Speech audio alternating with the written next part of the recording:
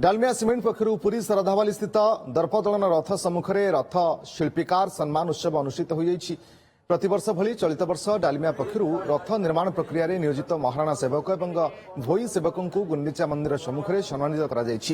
रथ अमीन लक्ष्मण महापात्र महाराणा सेवक सुरेन्द्र महाराणा श्यामसुंदर महाराणा और रवि भोई को सम्मानित कर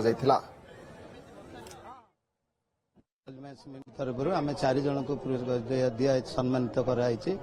आम मैंने बहुत खुशी कहीं महाप्रभुଙ୍କର ये प्रति वर्ष एमती चली था अब महाप्रभु प्रति वर्ष रथर संपुक्त सेवक मान को एमती सम्मानित करा जाओ। डालमिया डीएसपी सीमेंट कंपनी तरफ विगत वर्ष मान परी ए वर्ष आम रथ शिल्पीकार सम्मान प्रदान करिछु 4 जन सेवायतों को रथ गढ़िबारे सेमानकर जो अवदान से अवदानर